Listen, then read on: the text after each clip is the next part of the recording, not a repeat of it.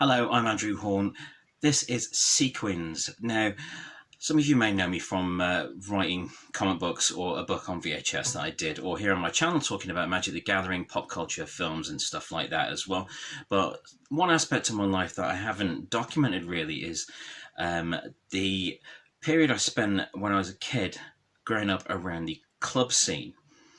Now, I don't mean like Ibiza and, dance clubs. I mean like working men's clubs. My dad was a club singer for many years, and I got to know a lot of club singers while he was doing that, and it's always been something that I've held very dear to my heart. That whole period was just amazing. He stopped doing it when I was 12, but I've always held working men's clubs in high regard because of the atmosphere was wonderful. The atmosphere of these places was great. It was very welcoming. I was a kid. I was a kid being welcomed into a very adult world. It's a very different world to what it is to how things are now in what remains of Clubland, and I just wanted to record something that would capture some of the stories and some of the background of this era that's so alien to people, that's so alien to a lot of people now. I talk about it a lot to my wife, and she says it does seem like another universe with all the strange things that would go on there and the experiences that I had at such a young age in such a grown-up environment when I was going along to concerts my dad would play as a singer. So this is intended to just document that. So there's going to be some chats with my dad about old times and the industry and how he came to be doing it and what it was like. And as we go on, we may talk to some other club singers of past to present. But for now, it's just me and my dad just hanging out, just to see if we can get the old grey matter going and get some memories flowing as well. So this is Sequins. So this is my dad. This is Martin Horn, otherwise known on the stage as Martin Andrews. So hello, Dad. Hello. All right. Yes, I'm well. Are you? Yes, he's never done a Zoom call before, so we'll muddle through. But I wanted to talk about something that's been a huge part of my life, and that has been a big part of your life as well, of course, because it were all you that were doing it, which is your years as a club singer. Taking me round as a child round working men's clubs, full of tin cans nailed to walls to catch fag ends when people are having a wee, and I have very happy memories of all that time. So a lot of my memories do focus on Shardlows and a lot of the concerts that I saw you at, that I'd come with you with, because it was easier than getting a babysitter, I guess. So a lot of my memories about it are drinking apple ties, eating beef and onion crisps, seeing who won the bingo and the tombola, that sort of thing. Yeah. But how did it all begin? I know you're in a band at first. How did it begin with you becoming a club turn, or as I call them, Sequins? When I left school, I started working in a little factory, and my foreman's son wanted to sing in a group, and he knew that I'd played the guitar, so he fancied starting a group. So he started from there, and one of his brothers played the guitar, and obviously I'd played guitar with my brother, your uncle. Yes. Hello, Tim. Hi, Tim. It started from there, and we got a drummer and had a practice and got a few bookings, and then started from there. And then I thought, oh, this is good, this. And then played for a few years going round in a band, one or two different people. Then I had a little break from it. And then I met somebody when I got another job who was a singer on clubs. And I went with him on one of his bookings. And while we were in his car, he started singing and I started harmonising. And he said, wow, that's good. And he says, do you fancy having a go? So I had to go in a duo for a good few years. Oh, yes. And then Was that take two? Scene two. Scene two. It was. Scene two. Yeah. Great name. And then we didn't have a fallout. We just like went our separate ways, and yeah, I got some chattel of my own and got my own bookings and things like that. And then it just cartwheeled from there up to being not a bad thing to be doing. So was it something? I always wanted to carry it on, but it won't fit in. I got married and I got a job working shifts and all that, and I missed it for a while. So then I met this other fella, and I'll not say his name for copyright reasons. John Lennon, like when I'm kidding. Yeah. And then I got back doing it, and I thoroughly enjoyed it. It got very hard work doing it between working full time and doing club full time as well. So I was working like 2 jobs, if you like. Sometimes you're working like night shifts, and you'd get a little bit of sleep and then set out for a show, wouldn't you? Yeah, I've done that. One of the things I doubled up at a club. Doubled up at 2 clubs, one in Sheffield, one in Rotherham, one Monday night. So I played one club in Sheffield, and then went and moved to Rotherham, set all my gear up, did another spot there, finished their night off at Rotherham, and then went to work on nights. So that were busy. That were busy that night. I had to get permission to leave my car with all my gear inside factory, you know. Blimey. So yeah, that's how busy it got. I remember that when I were in bands, when we had practice on Sundays. I'd do a Sunday shift at the shop I was working at, you know, the comic shop, and my guitar was hidden behind shutters. Yeah. There was like a column in front of the shop with some poster displays, and behind it, my guitar case was sandwiched between shutters. That's bizarre. Yeah. But, that's dedicated. What I do remember a lot of it. Sometimes where they were just me and you. Sometimes there were 3 of us. Sometimes my grandparents were there with us, and it was like a big family do. But I remember seeing how much hard work it was to put on each night when you were doing it. Because I remember you having to lug all the gear into the car and fit it in at home, and then drive out to wherever it were, and then unload it and set it up, and, you know, get yourself ready and get everything working. And by that time, you used to be knackered. Then you got to go and do, was it usually 2 spots, wasn't it, you used to do? 3? 3? Well, 2 before bingo, and then when there were a few left, you once they'd all left, they'd let you get back on again. That used to be my thing, end of my second spot. I'd like to say good night, God bless to everybody that's going after bingo. I was going to ask, that was going to be my next thing to bring up. I was going to say, tell us about an average night as a club turn. What would be your average night? Say you were just doing a gig at a local pub. What would be, like a working men's club? What would a night be like? What, weird spots, you mean? Yeah. I mean, you'd have to set everything up, get there. Would you have to talk to the committee? Because you always have to have a word with the committee member. You have to word with committee. If the organist and drummer, you have to go through all your music with them. Of course. You know, and obviously. Like Les Alanos in Phoenix Nights.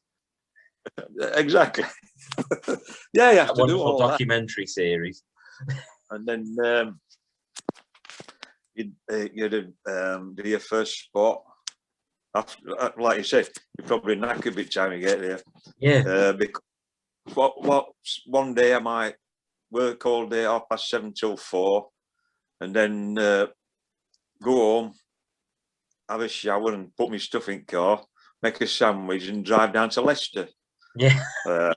And then set all my gear up there, and then do an evening there. And then you got to go to work the next day.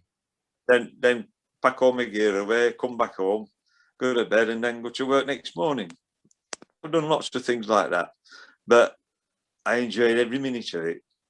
So I didn't look at it as hard work. I looked at it as a pleasant carry on, if you like, a pleasure. Yeah, I always got that when you were there, because I remember you always seemed to be having a good time doing it, and that helped me with my confidence a lot, because I saw if my dad can get up on stage and, you know, make daft jokes between songs and sing really well, I know, and just laugh mistakes off. I remember when you were doing a Shadows number, I mean, FBI, you had to do the Shadows walk, and you'd pulled the pulled cable out, you went back Right. from the microphone, at least you know it's live.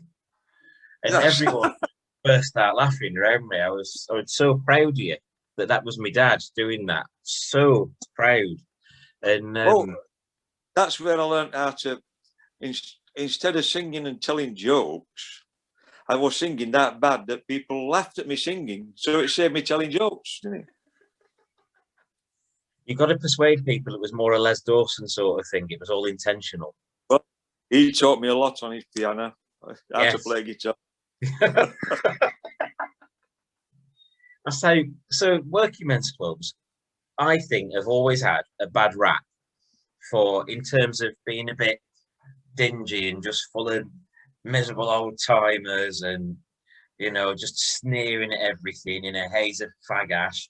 This was an age where people were smoking. You stopped doing it in the early 90s, like 1990 or so. I never got a bad feeling from it. I mean, one that we used to go to a lot, where you know, near where you worked, it was always good. I think it were working men's clubs, like you said, and it were working men doing what they wanted, having a good time. Yeah, that's exactly what it was. And all I could do was one, join in with them, if you like, and enjoy their company. Yeah, and it was great to enjoy my company, because I know you always say that they were dingy and all this and that, but they were well thought out, and I thought they were brilliant places. I think they were well looked after. They were. I think the image of them being dingy is because by the time a lot of people are aware of them, they'd already become quite old. They'd already been around for decades by then. So dingy to one era may be quite nice to another era, you know. Right. I can't imagine young kids wanting to go in and sit and play bingo and be quiet while bingo's on and things like that. But that was a big part of it. I did sit through a lot of the bingo games, but I were only little. I know sometimes I fell asleep because I were only young, but I was never bored. There was always something going on. There was always people laughing and joking, and it was a really good atmosphere. And the one, that was connected to your then workplace, that I remember most, like they had that kids room at the side, and I loved going in there. They had a video game, they had a pool table, and they had apps where you could get chips for £1. Or it might be only 50p actually back then. It might be less than that. But I remember very clearly standing around playing video games and eating chips while all these other kids were just getting off with each other or fighting. And I'm just thinking, oh, this is brilliant. I'm really grown up. I love it. Which is that's why I started drinking apple ties, because I thought, oh, if people see me drinking apple ties, they won't think I'm a kid in a working men's club because it looks like cider. All right, I see. You see, that's how I thought, oh, I can be posh then and look grown up if I've got cider. It was always a positive experience, and you introduced me to a load of cracking characters, a load of different club turns, and so on. And it was just a really nice atmosphere. This has come up because with my wife Claire, as you know, but people watching might not, if they've not seen the other stuff on my channel. We've been rewatching that Peter Kay thing that had the pilot for Phoenix Nights in it, where it was called the Neptune, and it was the Talent Trek episode with Park Avenue in it and so on. So we rewatched that. So I must do something with this Sequins idea, because working men's clubs, they are a thing, seen as a thing of the past, even especially now with COVID and whatnot. Clubland's dead Yeah. at the moment, but everything is just as content at the moment. What do you think was something from working men's club era that do you think could benefit people now, younger generations? Not closing too late. Yes, because you got to get up to work in the morning. For me, there was a sense that you were all in it together. Again, probably because it was like a WMC. There was a feeling that what you weren't just sat on your own at a table with like your partner or whoever you'd come with. You were all there like one big group. Yeah. You know, that was an atmosphere I always got from it. I felt, even as a kid, I felt able to have a laugh and a joke with all the people around. Because you felt as though you were in with your mates, or they were friendly enough towards you. Well, it was like you were always really relaxed with everyone, even all ones you didn't know, and you know, laughing and joking with people, and they were always pleased to see. I remember them always being pleased to see, but I am probably viewing this with rose-tinted glasses. You know, they were pleased, especially going. Yeah. They used to say, "Oh, it's nice to see you back." I says, "Oh, thanks." Says, "No, it's nice to see you back." But there was so many things that I really took away from it that I've always wanted to put in something. So the Sequins idea started out as I was going to do a novel about a lad reconnecting with his dad, who was still a club term when he's like 70s. And then it was going to be a TV script and all kinds of things. And then recently there's been talk between me doing like a documentary about it. So I thought I wanted to do something, and the best club singer I could think of in the whole world is my dad. You know, oh, bless. I love it. I love it. It was always really interesting seeing how everything worked. Seeing, I used to love going in the dressing room. You know, like when just at the side of the stage, Dressing cupboard. In the place we shan't mention the name of, but the you know, the one I mean, the usual one.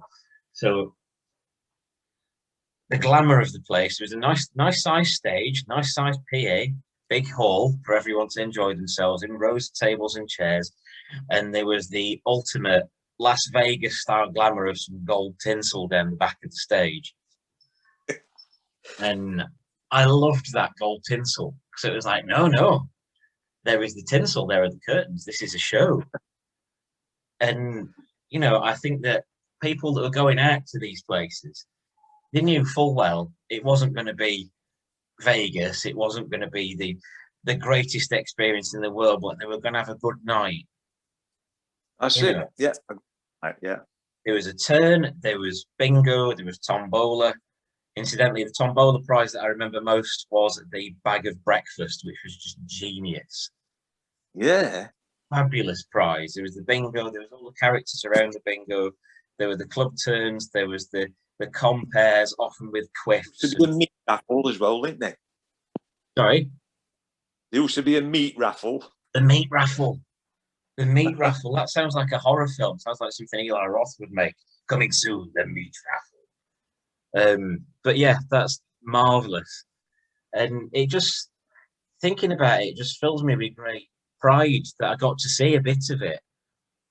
You know, I don't know, everything's changed now, but there's, near me here in Arnold, there are a couple of WMCs down the bottom. In fact, sorry, there's the Liberal Club down the bottom, and they have, well, they don't at the moment because with COVID. Isn't it annoying having to say at the moment with the way things are? It's frustrating. But they have like a poster of all the acts that are coming over the next few months. And in all honesty, yeah, there's they've all got like their headshots there, or there's some people with a guitar and things like that. And I swear, there's usually like 9 or 10 of them on there. And I honestly believe that at least 2 on those posters haven't updated their headshots in 30 years. I love it. Well, you've seen mine then. It's the same sort of appeal as like Blackpool and seaside piers and stuff like that. It's fun that is welcoming. I always found it.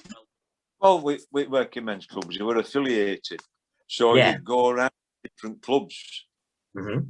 you know, see different turns and different people and that, and you had your card, and you could go to any club. Then you see, Perfect.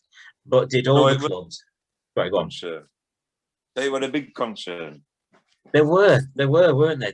They were an enormous concern, and it's like the thing I'm most known for by a lot of people is the book I did, VHS Ate My Brain, and a lot of people have got in touch with me to say they appreciate it. This is since 2014 when I put it out, but a lot of people have contacted me to say they appreciated that someone had captured this odd little thing, this part of history that is completely gone now. You know, video shops don't exist anymore. There's a couple around the world, but there's not many at all. And I think it's important to capture the good things that happened before, because I think they help to put history in context, and they help to make it a lot more personal.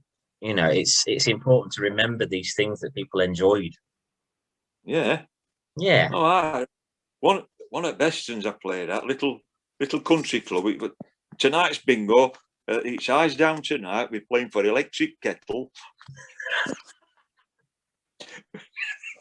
Hey. Good old days.